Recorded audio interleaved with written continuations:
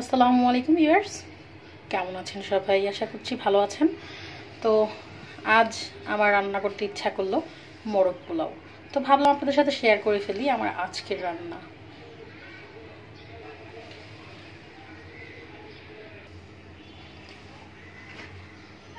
হাঁড়িটা গরম হয়ে গেছে, তেল দিয়ে দিচ্ছি পরিমাণ মতো। আমি মুরগি নিয়েছি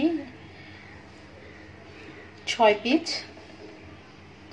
তো তেলটা একটু গরম হলে দিয়ে দিব পেঁয়াজ, এরকম করে কুচি করে কেটে নেওয়া।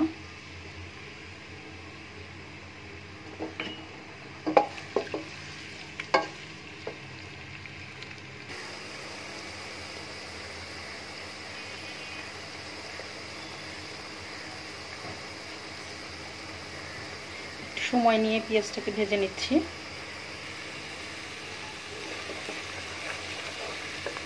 এখানে দিয়ে দিব এখন গোটা কয়েক তেজপাতা,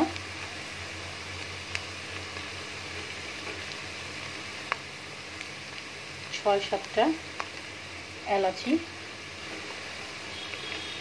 বেশ কয়েকটা দারচিনি টুকরো,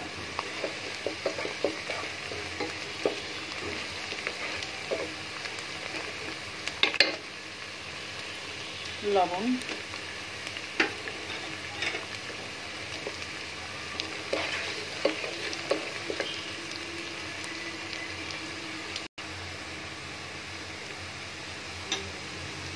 এখানে রয়েছে পেঁয়াজ বাটা 1 কাপ পরিমাণ।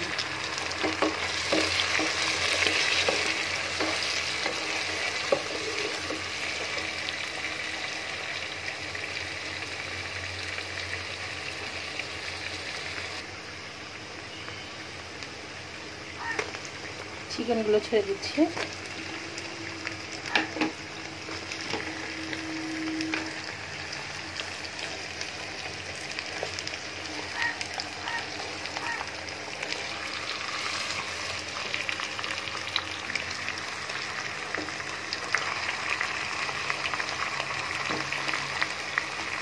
এখন আমি দিয়ে দিব, এখানে রয়েছে আদা রসুন বাটা, আর রয়েছে জয়ফল জ্যোতি এবং পোস্তের দানা, সাথে আছে শাহি জিরা এবং গোলমরিচ গুঁড়ো।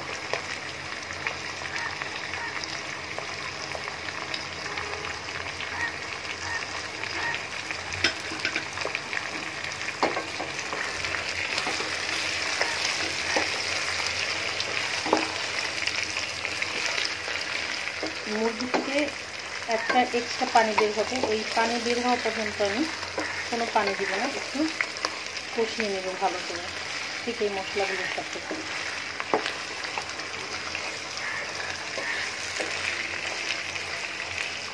এটাকে একটু কম আছে সময় নিয়ে রাখতে হবে।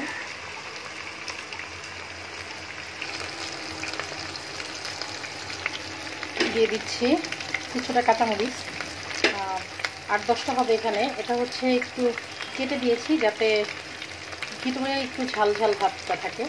এখানে টক দই রয়েছে, টক দই দিয়ে দিচ্ছি। আর একটু ভালো করে কষিয়ে নিচ্ছি। সামান্য পরিমাণ লেবু স্লাইসে থেকে সামান্য লেবুর রস দিয়ে দিচ্ছি।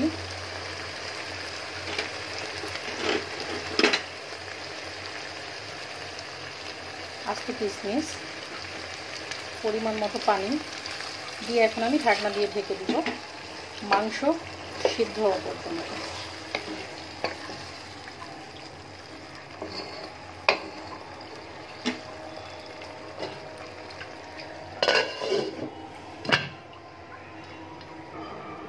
এখন আমি পোলাওটা বসিয়ে দিচ্ছি, তেল দিয়ে দিলাম।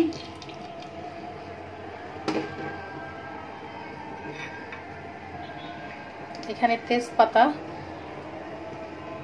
দারচিনি এবং এলাচি রয়েছে, এটাও দিয়ে দিলাম। আমি এখন এখানে হাফ কেজি পোলাওর চাল দিয়ে দিচ্ছি।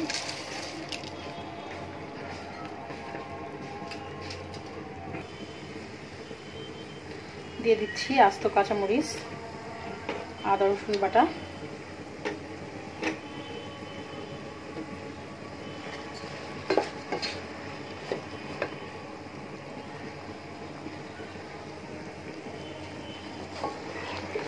এখন আমি চালটাকে খুব ভালো করে তেলে কষিয়ে নিব।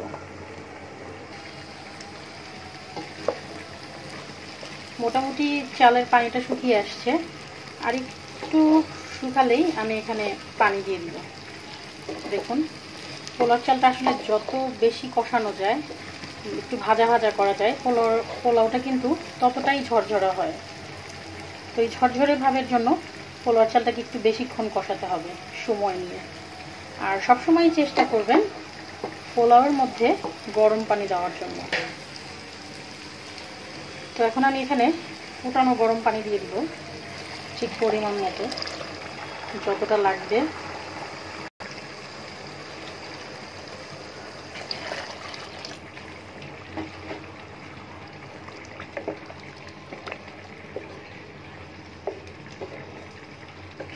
তো আপনাদের আরেকটা তথ্য দিয়ে দিচ্ছি আমি এখানে, আমার এই রান্নার মাঝে পোলাও রান্নার যে তথ্যটা, পোলাও বা বিরিয়ানি আপনারা যেটাই রান্না করেন না কেন, এখানে একটা তথ্য হচ্ছে এই অবস্থাতে একটু বলক আসার পর এভাবে একটু লবণটা চেখে দেখবেন। যদি দেখেন যে এখানে একটু লবণ বেশি লাগছে, তাহলে মনে করবেন যে সেটা পারফেক্ট। কেননা চালটা যখন ফুটে যাবে, সেটা চালের ভিতরে লবণটা ঢুকে পারফেক্ট হয়ে যাবে। তো এই সময় লবণ দেখার পারফেক্ট টাইম।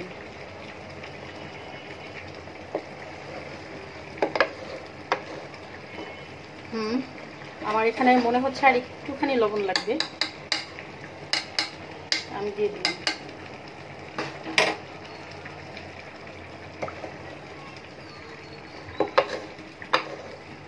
তো এখন আমি যেহেতু গরম পানি দিয়েছি, বলক আসলেই আমি চুলার আঁচটা কমিয়ে দিব, আর কমিয়ে ঢেকে রাখবো। হয়ে গেছে আমার মাংসটা।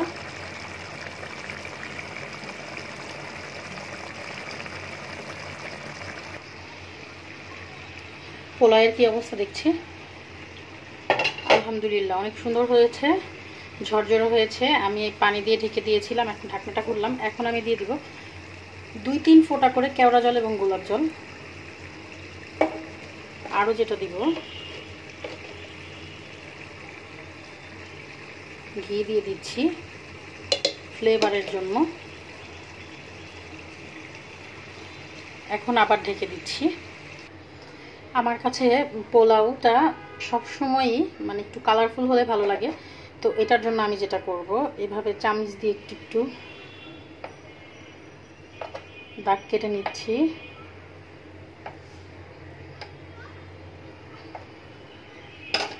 আমি এখানে দিয়ে দিব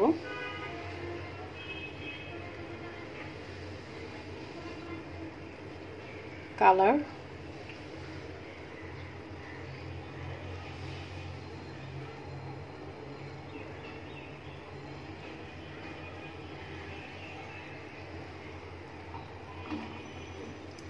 কালার দিলে আমার কাছে খুব ভালো লাগে দেখতে, তো সেই জন্য আমি কালারটা দিয়ে দিলাম।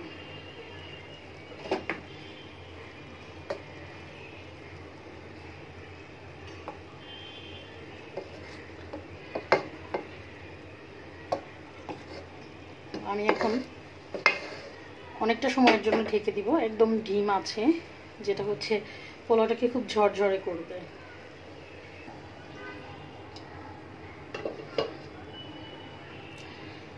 এখন আমি এখানে মুরগির পিসগুলো দিয়ে দিচ্ছি, সাথে দিয়ে দিব কিছুটা পেঁয়াজ বেরেস্তা। এটাকে আমি আরও 7 থেকে 8 মিনিট এখানে রেখে দিব, চুলা একদম হালকা আছে। সো আমার হাতের গরম গরম এবং মজাদার মোরগ পোলাও রান্না শেষ হয়ে গেল। সো আপনারা অবশ্যই বাসায় করে ট্রাই করে দেখবেন। আমি যে প্রসেসিংয়ে করেছি আমাকে কমেন্ট বক্সে কমেন্ট করবেন আমার রান্নাটি কেমন হলো। সো ভিউয়ার্স, যারা আমার চ্যানেলের নতুন ভিডিও দেখছেন তারা অবশ্যই আমার চ্যানেলটি সাবস্ক্রাইব করবেন, আর যারা আমাকে সাবস্ক্রাইব করেছেন তাদেরকে অসংখ্য ধন্যবাদ। সবাই ভালো থাকবেন। আল্লাহ হাফেজ।